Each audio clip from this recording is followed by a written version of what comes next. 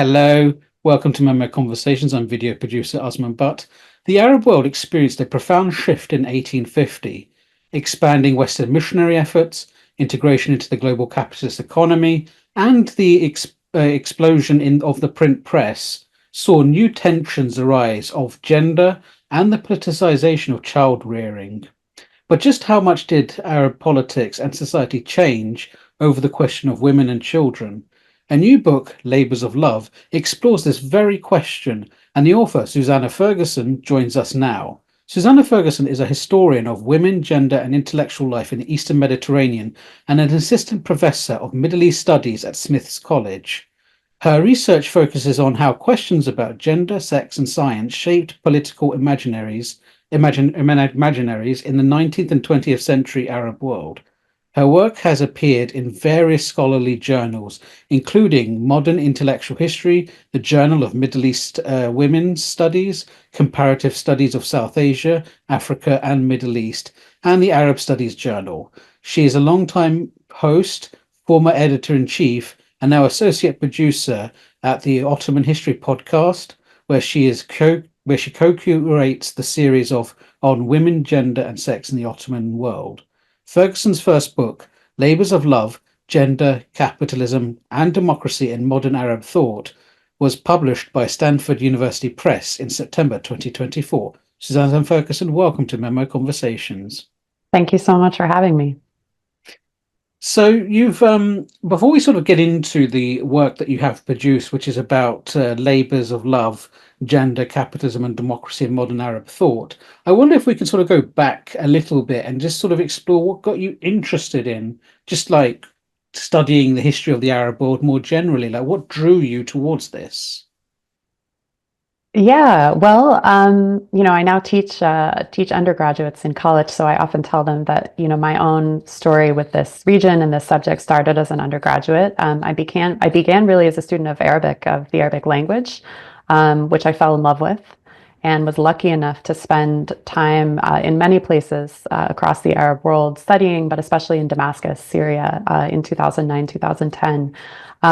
Where the sort of welcome that I received, the people that I met, and also the language learning I had the opportunity to do really kept me coming back. So I thought, what is a job, right? This is a question you ask when you're 22. What is a job that I can keep coming back and doing this kind of work? And so, being a professional historian of the Arab world was something that I, could begin to sort of think of as a dream at that point. Yeah, it's interesting because you were in Damascus from 2009 to 2010, which is when I was also there studying, but we didn't know each other then. Yeah, But but it was a wonderful place to study Arabic and also to just learn how to be a person, in the world. So yeah. yeah, I really feel that way because for me, what was interesting about Syria is that on the one hand, you had a developed society, developed country, but one that was very, very different to the one that you had left behind, if you're thinking about UK or the US. And it was in some ways very self-contained, and in other ways very much a part of a wider picture, a wider world. And so it was a really good place to sort of not just learn language, but learn about a new way of being. Yeah, very much so. And, I think also the first city that you're on your own in for the first time is always going to make a mark. And so for me, that was Damascus. And, I feel grateful that obviously, while I haven't been able to be back to Syria since 2011, I have had the opportunity to do research in other amazing regional cities, including Cairo and Beirut. Yes, which actually sort of brings us to the topic which covers Cairo and Beirut, which is your new book. So I want to sort of start, if we can, right at the beginning with Tarbia. So, I mean, this is a term that sort of comes up and is quite pertinent to your study, to what you've produced, which is this term and how it changes over time. So could you perhaps, start by telling us what did this term originally mean? What does it mean in origin? Yeah, so this is actually an old Arabic word, as some of our, as our Arabophone listeners may know, that refers to kind of, I would say, to the care of living things, the cultivation of living things. So in the pre-modern period, you find it sometimes in relation to the cultivation of non-human creatures. So, for example, Tarbiyat al-Hisan, the training of horses, or Tarbiyat al-Nahl, which means beekeeping, right? But it's also a key concept in the pre-modern Arabic pedagogical literature, where it refers to a particular kind of relationship of ethical cultivation usually between two men. So an older man and a younger man, a sheikh and a student, right? And it's a way of thinking about pedagogy and education that is just as much ethical as it is sort of content based, right? This is really about the formation of an ethical person. And then you find this particularly advanced in the kind of 10th, 11th century tradition of the refinement or cultivation of morals, or tahdib al-akhlaq, where this vision of tarbiyah as the kind of ethical making of a young man by an older man is really kind of spelled out most explicitly. I think that's kind of an interesting thing to think about for a moment, which is this idea that education is not purely to learn something technical, which you can use later on in life, which is tends to be how we approach education today. It's the idea of cultivating an ethical human being as they go throughout the world. And I think it's sort of interesting because Tarbiyya, it is an ethical concept, but interestingly, as it evolves, it still is an ethical concept. It's just the efficacy changes, right? Yeah, I think that's right. I mean, one of the things that interests me about the concept is that I think that it carries with it, right? So I think of concepts along the lines proposed by Reinhard Koselleck as kind of sedimented, right? In the sense that it carries with it these older layers of sort of ethical cultivation, even into the 20th and 21st century, when it also takes on meanings that have to do with book learning, that have to do with, the angle of a desk chair in a modern school is referred to in a Tarbiyya manual. But it never loses, I think, its connection to the ethical and to this kind of broader social work of making a person, which I think maybe perhaps we don't think about as much as we should today. Yeah, it's interesting because even when you go to sort of old universities, you will still sort of see slogans that were written on these universities from, let's say, 100 years ago, which will have things like, I mean, I think at American University in Beirut, I think I remember seeing one that says, so you may have life, or something grand like that. And, you compare that to, say, a modern university prospectus, which is nothing to do with your life. It's you can earn this much if you do languages. Yeah, exactly. And I think it speaks to the fact that, the history of education and pedagogy in many parts of the world comes out of, deeply ethical, in many cases, religious projects of sort of the cultivation of others within particular traditions that I think remain with us even as they're no longer emphasized as you say, in many 21st century institutions. Or I think maybe I Can Be Stronger should stay with us, right? That this is still, even though we live in a kind of more secular world than people did at the American University of Beirut 150 years ago, we're still engaged in the project of making a person for the world that we want to inhabit collectively. And it's this vision that I think, theorists of Tarbiyya brought with them into the kind of 19th and 20th centuries. Yes, and I was also thinking about the role of the humanities as well, because there is this huge debate within the humanities, which is, well, what is the purpose of it? And the sort of direction it's gone in the last 30 to 40 years is to think about the humanities as a kind of adjacent science in a way. So we're only as good as our studies that produce data and this sort of thing. But the older idea was, well, the humanities is an expansion of, in a way, a philosophy, in the sense that you're trying to ask the question, how do I lead an ethical life, which is, as Plato put it.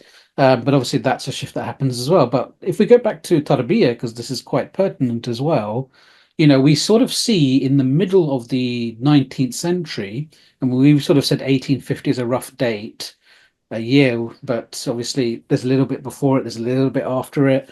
The region itself is in flux at this time. I mean, you had the invasion of the Levant by Mehmed Ali Pasha, you had the Ottoman reform efforts, you had all sorts of things going on, uh, and so on. So, how does sort of Tarbiyya evolve during this context, and why does it evolve?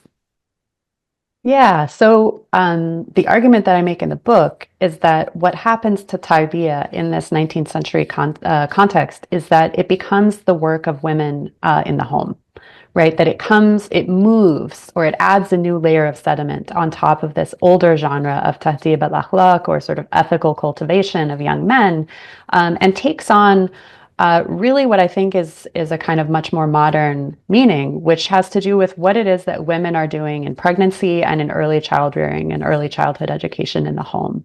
And this is notable, I think, because what it does is to make women and their child-rearing labor essential to some of the central social questions of this kind of period of transformation and flux that you're describing, right? So this vision of women's ethical work and ethical labor becomes really important to how writers think about the big questions of their day. So this includes, what does it mean to be a civilized society? What does it mean to live together as a society, right? What are the possibilities and limitations of representative governance and wage work? And then also eventually, by the time you get to the 20th century, what are the possibilities for thinking beyond the kind of developmentalist time of colonialism? So this shift of Tarbiyah into women's work also, I think, positions it at the center of all of these, big questions in modern social theory in the Arab world. Yes, and these sort of shifts, I mean, they come about for a variety of different reasons, don't they? And I wonder if we could sort of reflect a little bit about, the specific causes of, why do ideas like this arise, and what problems were they actually trying to solve in the context that they were in? Because as you sort of argue in the book, obviously gender shifts completely and Tarbiyya becomes a more feminized concept. But at the same time, there are other things going on, and by Mhm. interrogating this concept of tarbiyya, we can have it as a window onto every other changes that are taking place in society. Yeah, so I think this is a really important approach. Sometimes when I talk about Tarbiyya to Anglophone audiences, they say things like, well, isn't this just Rousseau? Isn't this just Republican motherhood? Right? Isn't this just, in other words, an echo or a repeat, or what historian Omnei El-Shakri calls a bad copy of things that have already been thought about in, the US or England or France? And certainly, translation is a big part of the story, and it's something that I talk about in the book. But as you said, my approach to this question of why so many people became so interested in the question of tarbiyah is really to ask, like, what did it do for them, right? Like, what did this understanding, this kind of capacious, ethical, and also embodied understanding of making a person as women's work, right? How did that help people to respond to some of the major questions they were facing? And so maybe I'll just give one example, which is, what I talk about in the first chapter of the book, which is the question of civilization, which, as many people will know, was a kind of watchword in the 19th century. It structured Ottoman imperial thinking about reform, particularly about what they thought they were doing in their provinces, right? And it also structured European colonial incursions into the Middle East, right? That places that are more civilized must sort of naturally, you know, invade or come to dominate places that are less civilized. And what that language did was to rewrite, in a language of sort of civilization and culture, a process that was actually, in my view, about domination and extraction, right? So it serves as a really important kind of cover for some of those processes. And what Tarbiyya shows us is that Arabic speakers saw this. I mean, they knew exactly what was going on here, right? And they contested it in its own terms. So they said, okay, so, you're going to come here and civilize us. Well, we're going to tell you that it's actually Arab women who need to do the work of civilizing, right, through Tarbiyya. And that's going to follow like, an autochthonous process and an inner process in which Europeans don't need to play a role. And so, I think you can see there how the space of women's ethical labor in the home becomes the kind of place that people put, for example, um, their answers and also their anxieties about how to progress at a moment when, European empires are kind of occupying this position of advancement and development and using that as an excuse to invade. Indeed, indeed. I mean, when we start talking about so I think it's a good place to sort of start with this is the European expansionism. It didn't just start specifically with armies. We started hearing about missionaries, which is also drawing upon, other scholarship. We can think about Osama Makdessi's books, which talk about the way the Arab world liberalized in a funny kind of way through the sort of intervention of Protestant missionaries. This is another story similar to that, where you have in 1850s and so on, you start seeing the development of institutions from money from Western Christian institutes that are very interested in this idea of we're going to come and reform this society to make it as civilized as us. And this is part of the origin of some of this stuff, right?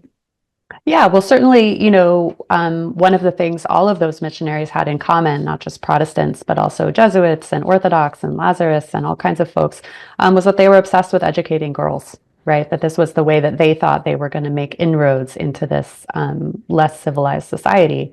And so, again, I think it's in some ways only natural that writers working in Arabic saw that and thought, well, we can educate our own girls, right? Like we actually have a well-developed ethical literature and pedagogical tradition.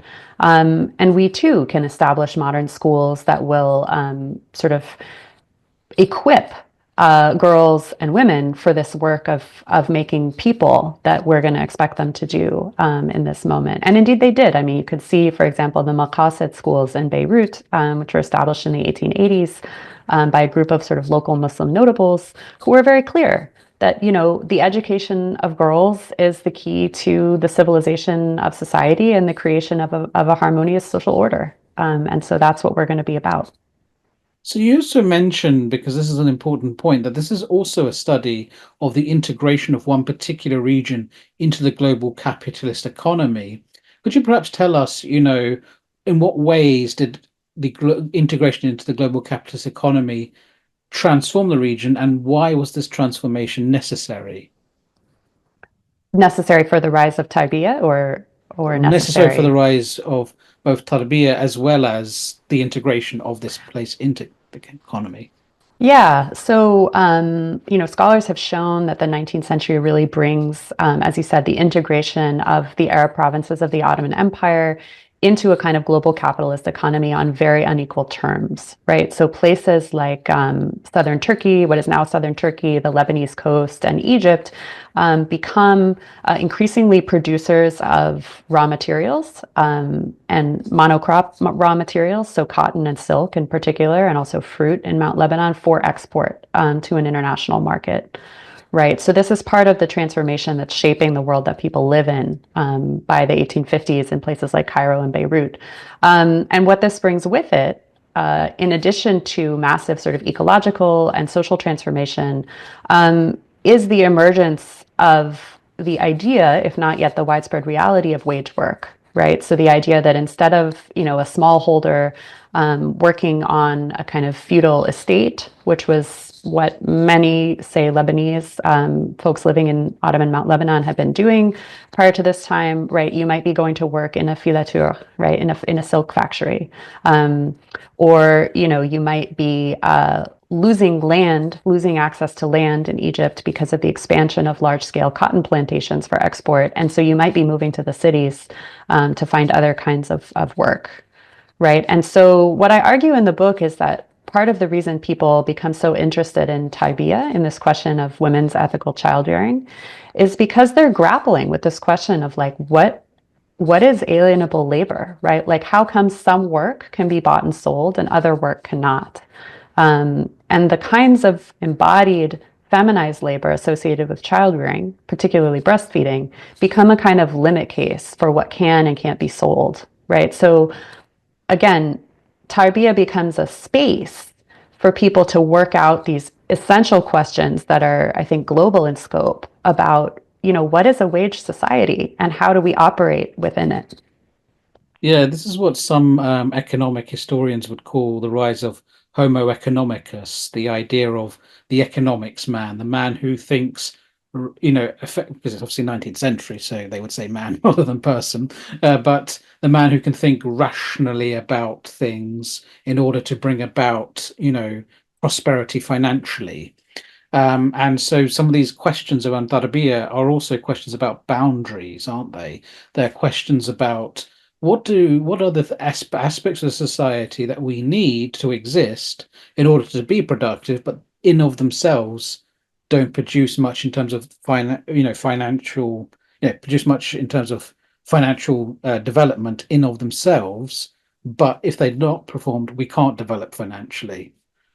Yeah, so I'm really glad you brought that up. I think there are two pieces to that story. And the first is, as you say, about this idea of Homo economicus, right? Or our kind of view of modern man. And I think it's essential actually that it is man and not woman as a kind of key figure in how we think about capitalist society, right? So a capitalist society is justified, is legitimated by the fact that people have a choice to sell their labor, right? That this is a freely made, right, in theory, choice to dispose of your alienable labor like a commodity as you see fit, right? But then the problem that Tarbia raises is that, of course, not all labor can be freely sort of withheld and given, right? So the labor of bearing and birthing a child is not as easily slotted into this kind of like, do you take the job or not?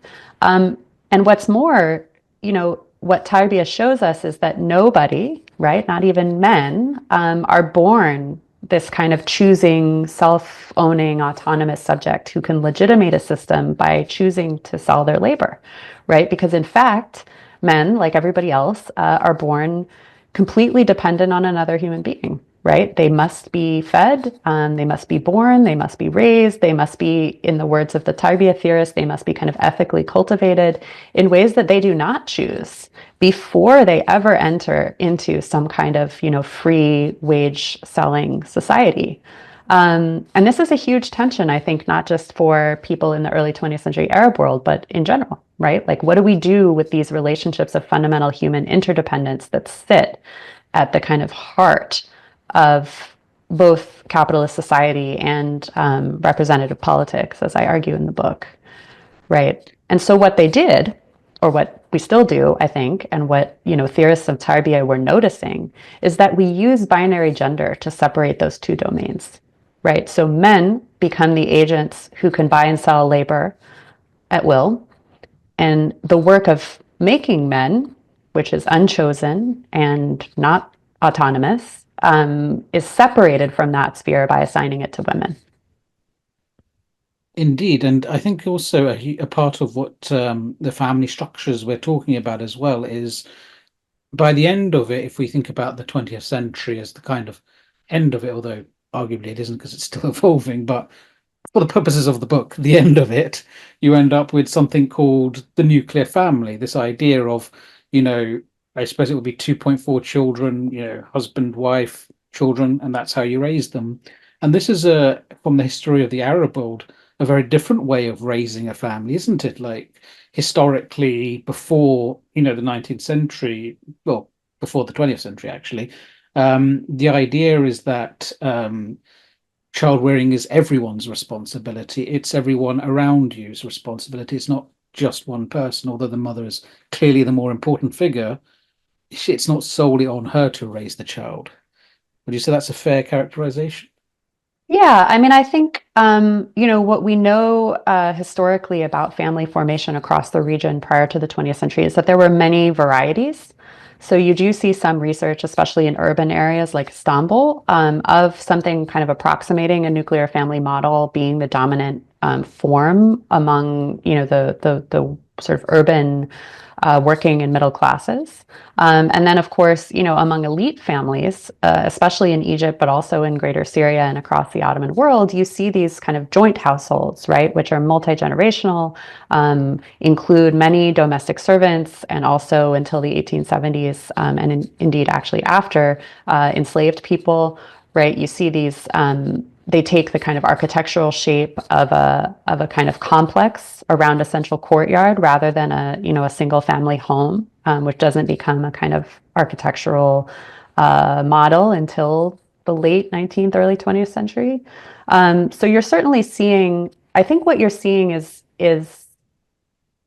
the rise of a new ideal of what a family should look like. And I want to emphasize that it didn't change things in practice as quickly as we might imagine, right? Still into the 1950s, you see elite families who are operating, in many different ways that are perhaps have more in common with the joint household than the nuclear family.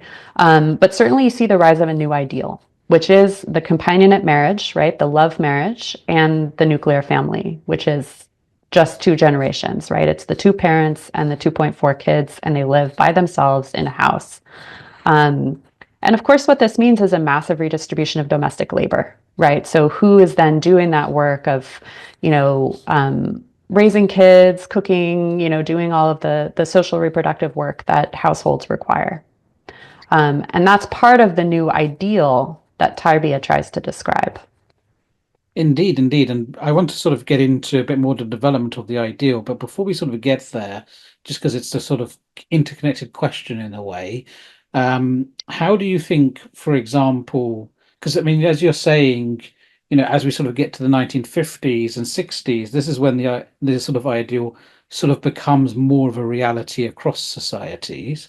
Because I think, well, I was thinking about this the other day based on something I was reading on Twitter, which is the when you have this movement called the sort of the neo-trads online, neo-traditionalists online, who are these guys who sort of have this ideal of society where women don't work, they're at home all the time, and the man's out earning, and this is what they think of as traditional society. The problem, as this guy was pointing out, is historically women have always worked. It was only really a unique kind of weird blip in the 1950s and 60s where women had the option of not working, and a lot of them did go home, although there were still women out in factories. Historically, in the most poor regions, women go and work even after giving birth. They will have their child on their back and then they'll be working the fields. So, with that sort of in mind, how do you think the sort of women's sort of working relations changed over the period between, let's say, the 19th century until we sort of get into the middle of the 20th century? Yeah, I think that's an essential point, which is that women have always worked, right? And you see that in the Arab region as well. I mean, certainly among the vast majority of the population of both Egypt and Syria in the 19th century is agricultural, right? They're doing agricultural work. Men, women, and children are in the fields, making ends meet, involved in household industries. And that's sort of the way that life has to be organized in order to make enough to live, especially on an increasingly peripheralized margin, right? So you're in a global economy where capital is not accumulating as quickly to your household in Mount Lebanon as it might be in London or Manchester, right? So in that context, women were always working. And of course, that remains, I think, remains the case into the mid 20th century, right? I think that so what we're really looking at is the development of a middle class ideal in which women are not performing wage work in the same way, right? They are still working in the sense that they are managing households, they are cleaning, they're washing bottles, they're child rearing, right? All of these new requirements of the child rearing literature, which we still have, right? Any contemporary parent is very familiar with, like, you got to wash the bottle at a certain temperature. You got to make sure that the food is healthy, right? Like, this is also work that we actually still think about, and it's still mostly not waged if it's being done in the context of a nuclear family without domestic labor. But so I guess the way I think about it is this: is that entry into the middle class culturally in this period came to require women not working outside the home. And that was a huge ask, right, for families for whom that labor was important to making ends meet. And it was also in some ways a huge loss for women's social relations, right? Because instead of being sort of every day involved in communities of labor, whether they were with other women in the home or in household industries or with, different genders in the fields, right? Suddenly you're at home alone while your partner's out to work, and you are now newly kind of required to do all of the domestic labor that is involved in raising a small human, right? And that I think the gap that the Tarbia literature was trying to fill in some ways is the absence of recourse to other women and older generations of women in figuring out how to raise a child. Indeed, indeed. And something else I sort of want to ask you about here, which is we've sort of talked about how it sort of pulled them out of the economic set. Obviously they're involved economically, but just not in the direct way because they're being pulled out. But what does this do for example, social policing of women's behavior and sexuality and just general social relations? Do you feel this had a major impact on all of that? Did that change as a result of the adoption of women should be at home and stuff? And how did that impact the sort of, social policing in a way? Yeah, I mean, it's hard to tell from texts what the actual impact was on people's lives. I mean, I think then as now, people do all kinds of things that aren't what they're told they're supposed to be doing in texts. But what I did notice from the texts is maybe I'll say three things. The first is that they're incredibly critical of women's social relationships that don't happen through men, right? So gossip, especially with obviously with female neighbors, becomes a huge problem in this literature. They're really trying to tell women, like, don't talk to women outside your own home because it's shameful. They're trying to intervene in cross-class female relationships. So, for example, women are being warned about not opening the door to like traveling saleswomen, who might be passing by and might be a source of gossip as well as, whatever thing they might be selling. And they're also trying to regulate women's relationships with middle class women's relationships with working class women in the home, right? The domestic servants who are actually essential to keeping this new kind of very fragile idea of a nuclear household that is also clean and healthy and whatnot alive. They're saying, you need to be very suspicious and careful of your domestic servants because their ethics are bad. They're going to steal stuff. They're going to do bad stuff. They're going to, and so I very much see this literature as kind of putting an oar in terms of women's homosocial relationships, both inside and outside of the home. And the other thing Indeed. I would just say is that, the rise of this kind of didactic literature around child rearing is also, I think, both an admission of the limitation of male surveillance, right? That these are spaces that people are worried about because they can't actually tell, men cannot tell what's going on, right? Like if a woman has bad thoughts while she's breastfeeding, like this is a big problem for the child, according to the Tarbia literature, but like men actually can't surveil that. But it's also about attempts to make that the case, right? And I think the modern schools that I was talking about earlier are a key example of that, right? They want to train women to be mothers in spaces that are adjudicated and administered by men. Indeed, indeed. And because I think something to sort of bring in here when talking about the Tarbiyya literature, because we're going to get into a little bit about what that means in terms of child rearing in a second. But we sometimes, when we sort of have these sort of discussions about the modernization of the Arab world, we tend to talk a lot about, colonial forces. We talk a lot about outsiders, and often it's all a story of extraction from the region and then sort of importing things that are, not beneficial. But a lot of the people who shape the new gendered relations, including the new thoughts around motherhood, child rearing, are Arabs themselves, and many of them are women. We have rise of female press. So could you perhaps tell us about the input of the rise of things like female press, as well as women activists who are involved in popularizing some of these ideas? Yeah, so, I originally came to this project in part because I wanted to think about what the history of Arab thought would look like if we looked at it from the perspective of the women's press, which, as you say, began to take shape in the 1880s. You have the publication of the first woman-edited journal in Arabic, Hind Naufal's Al-Fatet in 1892. And then, it really explodes so that before about 1940, you have almost 40 women-edited journals being published in Arabic in Cairo and Beirut. There are also a few published in French. And ostensibly, there was also a bilingual Ottoman Turkish Arabic journal that I haven't found a copy of, but have heard tell. So this is a pretty serious domain of intellectual production that emerges in the late 19th, early 20th century, and it's one where women really take the lead, right? So women are serving as editors. They're writing many of the articles, although they also published articles written by men. And they're kind of setting the agenda, I think, for what they think an emerging readership of women might want to hear about. And it's in this context that Tarbia becomes a kind of subject of great interest, right? So all of these journals talk a lot about the question of how to raise a child. Um, and the way that I read it is this is really one of the domains in which women writers try to use their kind of newly developing embodied authority as child rearers to make interventions into some of the major kind of theoretical and political debates that are going on in what historian Marilyn Booth calls the mainstream press, right? The sort of more well-known press and journals that are edited by men.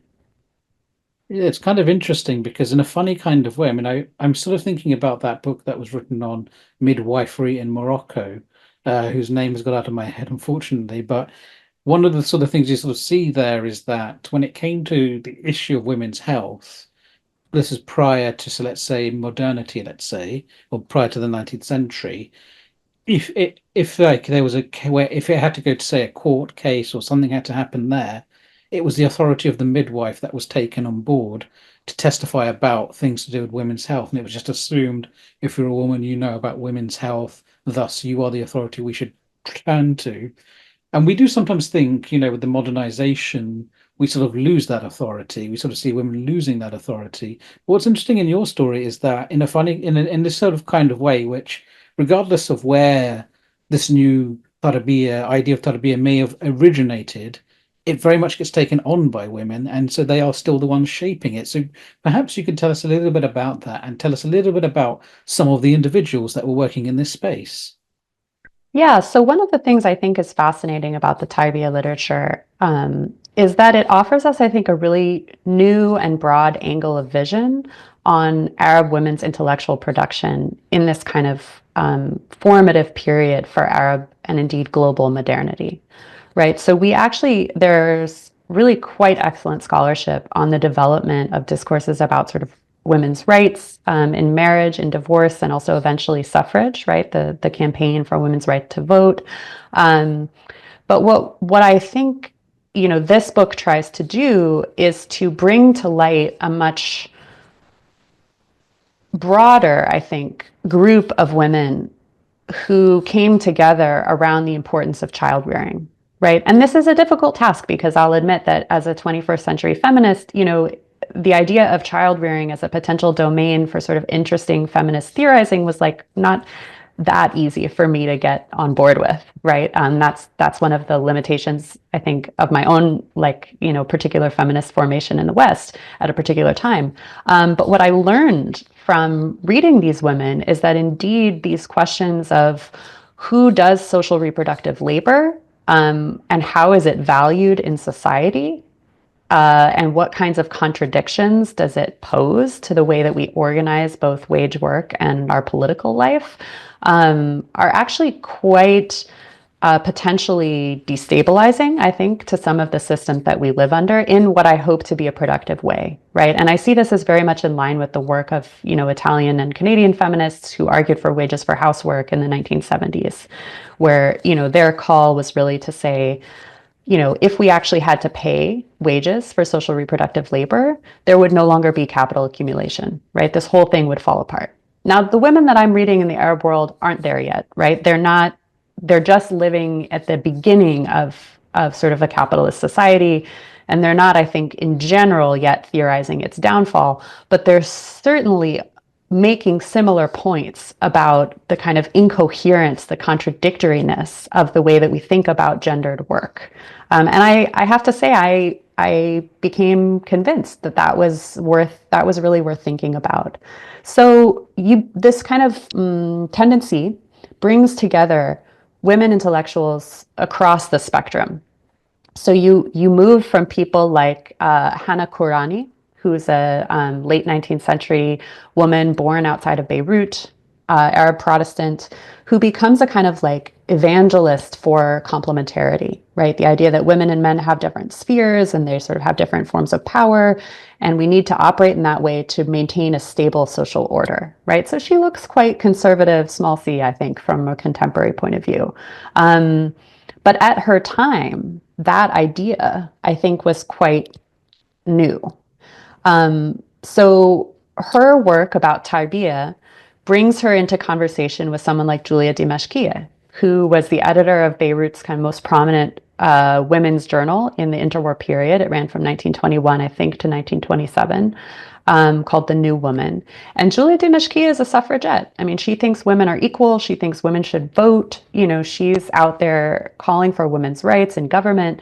But interestingly, she and someone like Hannah Kourani have a lot in common when they're thinking about this question of how to raise a child. And then the third figure that I'll just mention to show the kind of breadth of the conversation is someone like Labiba Ahmed, right, who is kind of thought of as a kind of fellow traveler of Hassan al-Banna and the Muslim Brotherhood in interwar Egypt, and runs a journal called The Women's Awakening, based in Cairo, that I think is fairly read as kind of sympathetic to and aligned with an emerging Islamist project. And she too, right, is not only interested in the question of how to raise a child, but actually has a lot of the same things to say about it that people like Julia Dimashkieh and Hannah Kourani had to say. So it kind of brings to light this group of Arab women writers who, some of whom I think we haven't thought enough about because they don't seem feminist by contemporary terms, and certainly who haven't been thought about together. Yeah, it's kind of interesting as you're talking because I remember there was this one book on Iraq from the 1930s and education in Iraq. And the book was basically arguing that when sort of the Americans came to sort of visit the school, so the American educators came to Iraq to sort of see how education was forming in Iraq, they were not very impressed by what they saw. And one of the things that concerned them was the idea that boys and girls can be educated in the same classroom, because to their minds, and these were progressives of their day, men and women being educated together, they're very different. They have very different natures. This is the arguments they were putting forward, and they lambasted Iraq for doing this. And then Iraq sort of had to reform their own education systems again. Because it's kind of interesting when you think about it from the perspective of, well, this person wouldn't be seen as a feminist today, but what was being a feminist in the 30s was very different to what came after the war as well. So it's kind of interesting from that perspective. But thinking about these sorts of journals, and there's so I've got a few questions. One's around the sort of circulation of these sorts of women's journals, but also what was the interaction like with the audience? Was there like a situation where women readers could write in with questions, concerns, or complaints? What do we sort of know about this? Yeah, that's a great question. I mean, just to the question of circulation, the answer is that unfortunately we don't really know. So I did find a few mentions of circulation numbers in the late 19th century period. And I think the one that I'm recalling was about 1,000 journals that had been printed and circulated. We do know that the entire world of the Arabic press is increasing in circulation through to the early 20th century. We also know that women's literacy is increasing. So we can imagine, I think, a kind of broadening sphere, but still a very small number of journals that are circulated and printed. With that said, what we also know from the work of various historians is that printed material didn't simply circulate to single individuals, right? So a journal might be printed, but it would be distributed, for example, to a girls' school. Actually, in Egypt, we have evidence that the government was actually supporting the acquisition of journals, some of these women's journals, by girls' schools. And certainly there are accounts also in Greater Syria of, a journal might find its way into a school, into a household, into a group of friends, and then be circulated like far beyond the official circulation numbers. So I think, as I said, it's a small but growing constituency of readers. And I think the circulation numbers have to be thought of as a kind of baseline, but not the kind of ceiling of the kind of spaces that these were reaching. And what about audience interaction with the journals themselves? Yeah, it's a good question. I find more of that in the male educated press, or the male edited press, excuse me. I'm trying to think if any of the journals I read I don't think that any of the ones that I looked at had explicit question and answer sections, but I can't say that for sure. uh, but I do know that other press outlets at the time had those kind of interactive sections. And I guess I can also say that the rhetoric of the journals was very much a kind of intimate address to readers. So, Julia Dimeshkia, who I mentioned earlier, her Beirut-based journal in the interwar period, the front page column, which she wrote, was called "To the Daughters of My Country," right? And addressed them in a kind of intimate, almost motherly, kind of first-person way. And so I think there's definitely a kind of invocation of an intimate reading audience. And I also think, we have to think about the ways in which the women who were reading and circulating these journals in those small numbers in the early years, they probably knew each other, some of them. And so there certainly, I think, would have been audience and readership interaction beyond the page, in other words. Yeah, and I was also wondering about whether, in terms of interaction, whether that changes the way a topic is discussed. So even if it's not a Q&A, but if you feel people are really responding to certain things and not others, whether that sort of changes the way you write about something. But I don't know if whether Mm. we know much about that. Yeah, it's a good question. I mean, I see it as a rhetorical strategy too, right? It's one of the ways that the position of being a mother, it's one of the ways actually that Tarbia moves from just being about the raising of individual children to actually being a kind of raising of people through the press, right? And this is part of the authority that I think women writers take on. And maybe I just had one other example that came to my mind, which is that, again, Julia Dimeshkia's journal would run contests where they would solicit essays from readers.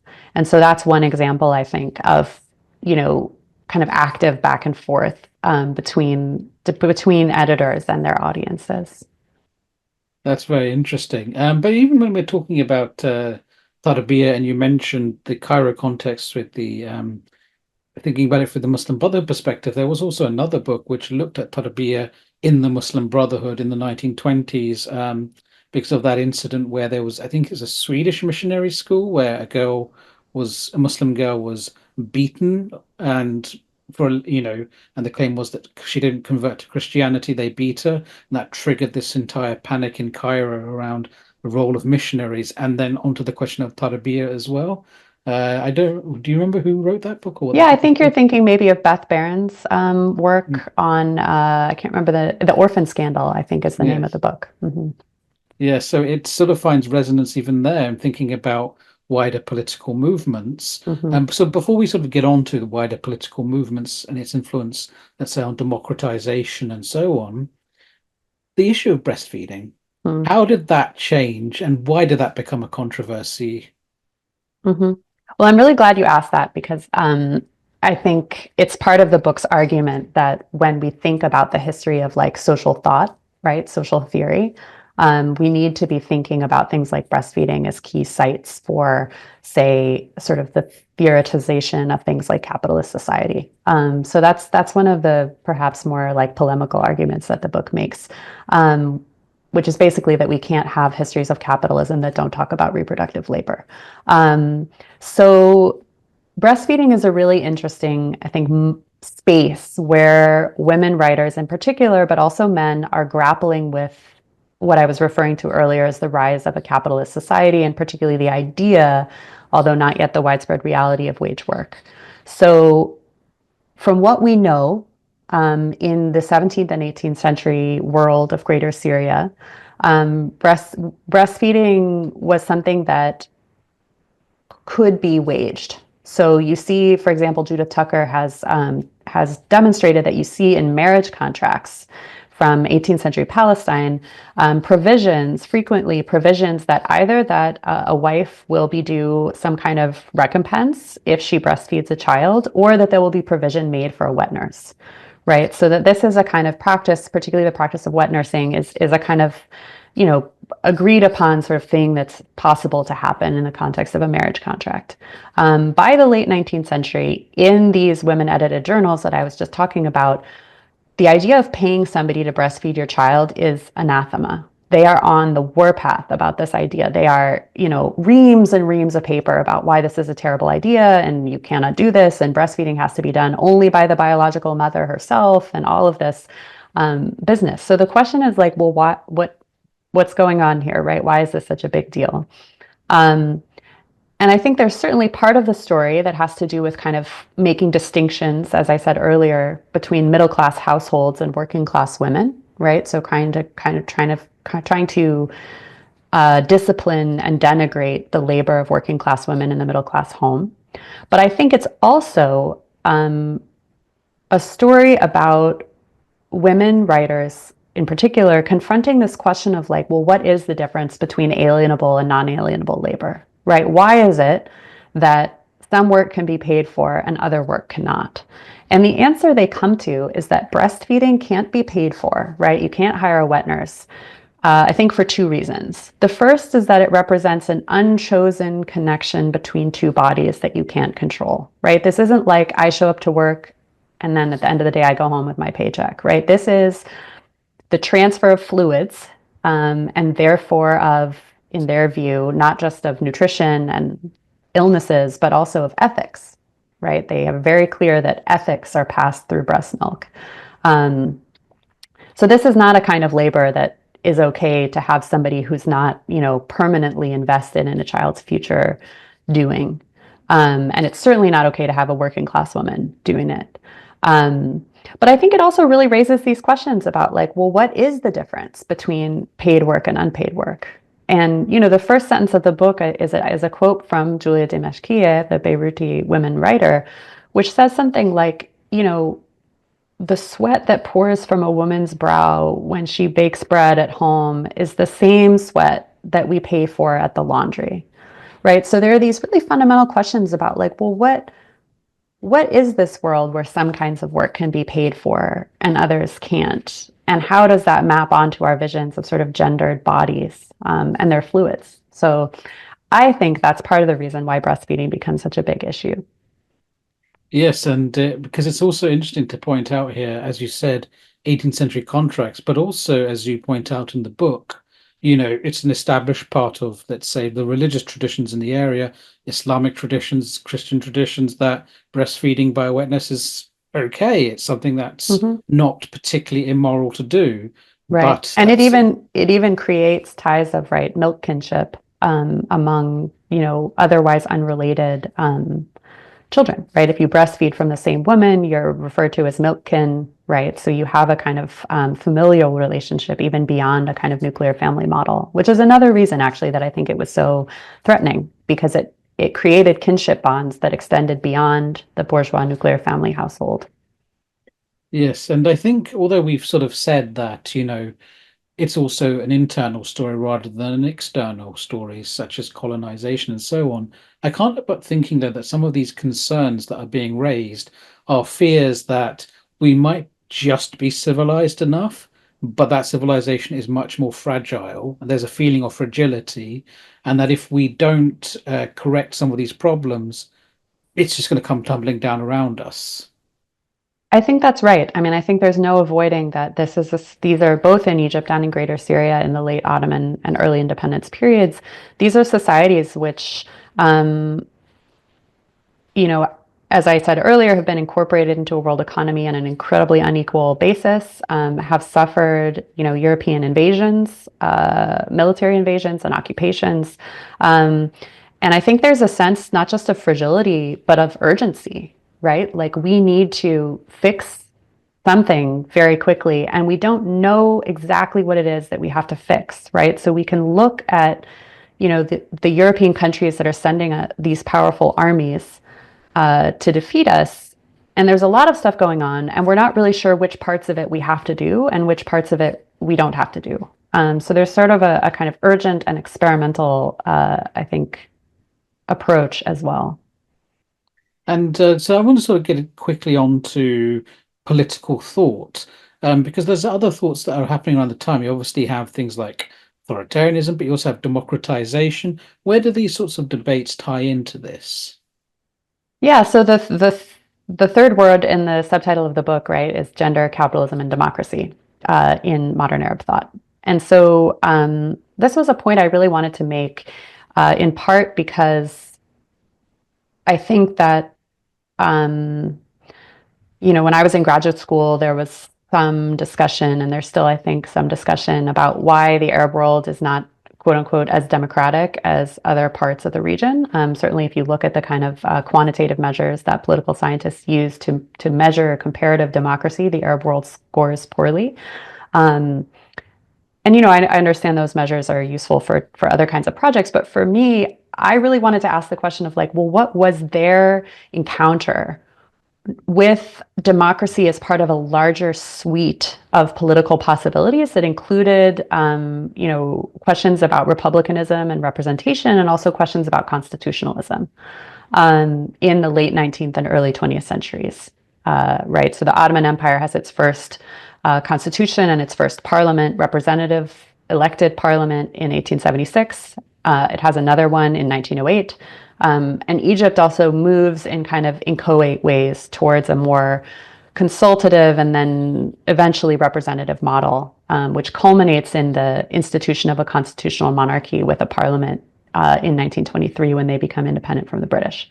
So my question was really like, well, what were they thinking about in the context of all of these transformations, right? Rather than me coming and saying, well, this is an incomplete democracy because of whatever, right? Like what was their encounter with this set of ideas? And what I found, or at least what I argue in the book, is that one of the reasons child rearing became so important and feminized child rearing became so important is because it solved one of the key contradictions at the heart of democratic, representative democratic regimes all over the world, which is, as I mentioned before, the fact that men, in this case, male voters, are not born free and self-owning, right?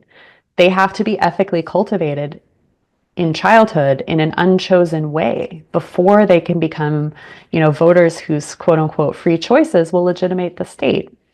And that's an uncomfortable reality, right? If we live in a political system where the idea is that everybody's freely chosen vote somehow comes together to make government legitimate, well, nobody's vote is freely chosen because nobody is an autonomous, self-owning creature. We all came from somewhere. We all have an upbringing, So if we believe that, then the whole basis of sort of representative democratic politics becomes challenging. And so I think what Tarbia accomplished, again, was using this idea of binary gender to separate the work of making a person from the kind of, you could call it a fantasy, perhaps, an appealing one, but a fantasy nonetheless of, free self-owning, choice-making men going out to vote for a government. Yeah, it's kind of interesting because it is a part of democratization and democracy that there's always going to be, democracies demand a lot of people. That is the idea. No matter what kind of democracy you're in, a lot is demanded of you. If you're a citizen in a democracy, you're expected to keep up with all the key relevant bits of news so that you can vote on stuff. But also in every democracy, there are boundaries about where it ends, who can have it, who can't have it. It's a big part of the debate. I mean, we can think going all the way back to Athenian democracy, right? You had direct democracy, but you also had slavery. So the slaves did all the work that needed to be done so that the Athenians could have a democracy. So there's Absolutely. this is just in a funny kind, in not a funny, but very direct kind of way, actually, a continuation of that idea of boundaries being necessary for democratization, which is part of the sort of philosophical contradictions in a way of maximized freedom and maximized slavery, as Plato put it. Absolutely. And indeed, many of the writers that I read are making explicit comparisons between the status of women and the status of enslaved people, right? Which we may feel are appropriate or not in various ways, but they are actively pointing out that the boundaries, as you say, that the question of boundaries that has always been a feature of democratic life are being drawn on gendered lines. And that's, of course, not unique to the Arab world, right? That is true of many early experiments in representative governance, including in the United States after 1776 or in France after 1789, right? So the question then that I think we have to ask is, why is it that modern democratic systems have universally had to start out by excluding women, right? And one answer, which, I find compelling to a certain extent, that's been proposed by social theorists like Carol Pateman, right, is that there's just patriarchy, right? Patriarchy preexists it's a feature, not a bug. And so, when representative government came around, well, indeed, patriarchy was still there, and it meant that women were left out. And again, to a certain extent, like I sort of find that possible. But as a historian, that doesn't fully, for me, answer the question of like, why, right? Like, even if patriarchy pre-existed, these experiments, like its durability has to be explained. Like, it doesn't just, things don't just continue to exist because they were there before. We have to think about, why is it that gender has been one of the key lines for drawing, as you say, the boundary between the full citizen and not the full citizen? And the answer that I propose in the book is that it actually has to do with Tarbia, right? It has to do with the way that these fundamental forms of labor that are required by democratic and capitalist societies are assigned to women. And they're assigned to women so that they can be swept under the rug, right? They can be separated from the spaces of politics and economic exchange, which then can presume the free and self-owning men that the women over there in this other domain made happen. And that, I think, is, for me, a plausible explanation for why so many representative governments around the world have had so much trouble making women into full-fledged citizens, and continue to be unable, in my view, or incapable in many cases, of actually grappling with the cost and value of reproductive work. So now the last question I want to ask you is, maybe this is a hazard to ask a historian of this, but where do you see the question of gender in the Arab world going in the future, and what is happening now, do you think? What are the sort of dynamics that you see playing out now?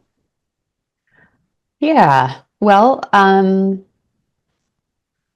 think I might want to answer that question in a broader perspective, right? So I'm currently based in the United States. I've spent a lot of time in and out of various places, particularly Cairo and Beirut, but I'm not.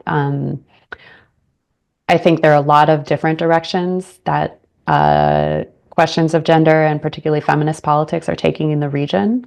But I can perhaps speak more clearly to my own context, which is that I think that the questions of the value and place of reproductive and care work in the society where I live now are like back on the table in a really strange way. And I would love to hear from folks who are based in other places if they're finding the same thing. But for example, I think President-elect Donald Trump, sorry to mention the T word, but it's in the air. But his campaign made a bizarre promise that they would make assisted reproductive technology covered by federally mandated to be covered by insurance in the United States, right? And there have been various like strange sort of pro-natalist invocations by people on the right in American politics.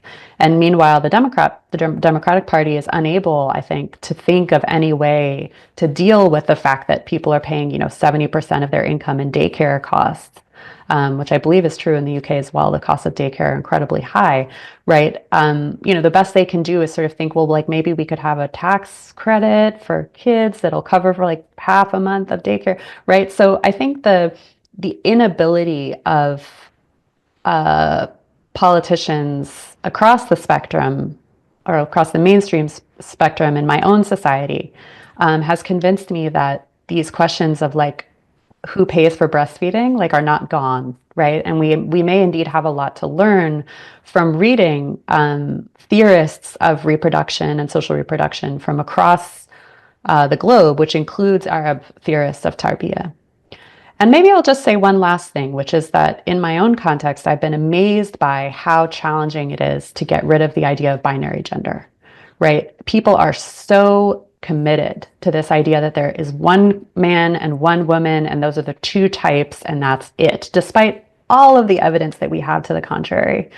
And this comes up when people talk about trans women athletes. This comes up when people are worried about, who's using what bathroom. I mean, just these really, what seem like insane flourishes in contemporary politics.